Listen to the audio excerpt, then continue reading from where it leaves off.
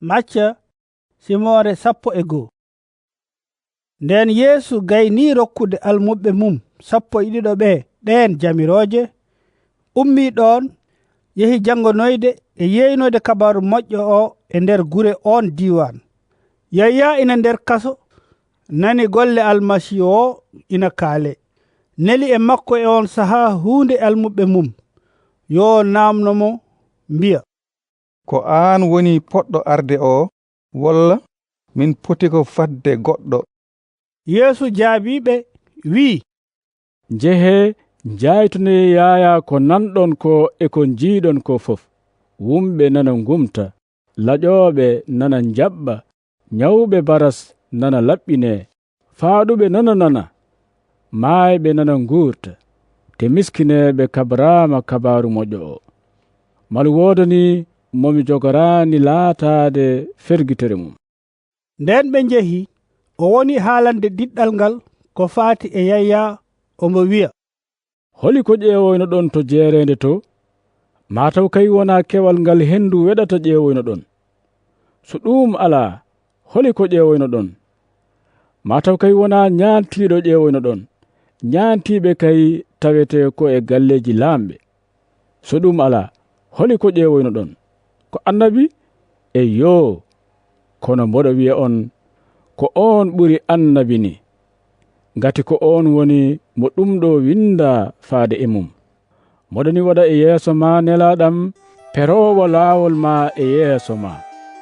E goonga moɗo wiya on, debbo jibinani ɓurɗo Yaya baptisowo, ndene dey ɓurɗo famɗude e laamu asaman he ɓuri mo mawnude.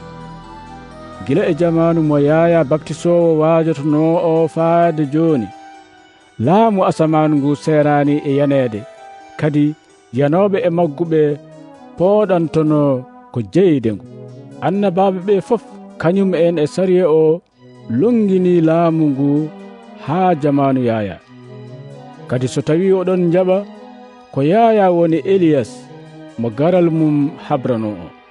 Kala jogiiɗo noppi yo heɗo. Holi ko oɗo yonta nandatami? O nandatami koye sukaɓe jooɗiɓe e dingirle, ɓe ina mbiya, min guttani on coorumbe on gamani, min goytima on cunaaki. Sabu Yaya ari, ñaamata kadi yarata, yimɓe mbi ɗum ko mawlaɗo seyɗane. Ɓii neɗɗo o kadi ari, ina ñaama ina yara, yimɓe mbi ɗum woni e hakkille mum tan ko ñaamde e yarde, te ko sehil rendinoɓe juuti e bakkodinoɓe. Kono hakkilantagal gollata koko hollirta peewal mum. Caggal ɗum o woni e felde gure ɗo kayisaji makko ɓurɗi heewde mbaɗnoɗo, sabu hoɓɓe e ɗen gure ɓe mbaccaki koye mumen. O wi, musiba wodanima an Korasin, musiba wodanima an Betsayda. Gati sinno tawino kawisaji baɗaɗi e nder mon ɗi mbaɗanoma Tire e Sidon, tawanno ko hoɗɓe toon ɓe mbaccorima koye mumen sakuuji e ndondi ko ɓooyi. Ko ɗum waɗi mboɗo wiya on, ñande ñalgu ñawore kuugal mon ɓurata ngal Tire e Sidon ngal hittude. An ne Kafarnawum, bele cikkata ko ma mawnina ha dow asaman, ma lesɗina ha laakara. Ngati sinno tawino kawisaji baɗanoɗi e maaɗi mbaɗanomo Sodom, tawanno ngon wuro ina woodi ha joni. Ko ɗum waɗi mboɗo wiya on, ñande ñalgu ñawore kuugal ma ɓurata ngal Sodom ngal hittude.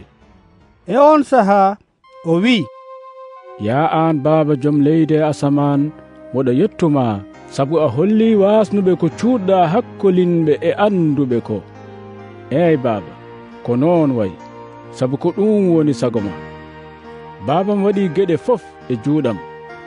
Hay gooto anda ɓiɗɗo o so wona Baaba o, kadi hay gooto anda Baaba o so wona ɓiɗɗo o wondude e kala mo ɓiɗɗo o yiɗi andindemo. Dendagal tampuɓe rondade dongle teddude, ngare e am mi rokka on foftere. ɗale jimandam fawo e dow mon goppon mi jangina on. Ngati miɗo ɗaati moɗo yankini, kadi ma on taw hen foftere pittali mon. Jimandam ina weeɓi fawade, te dongalam ina hoyi.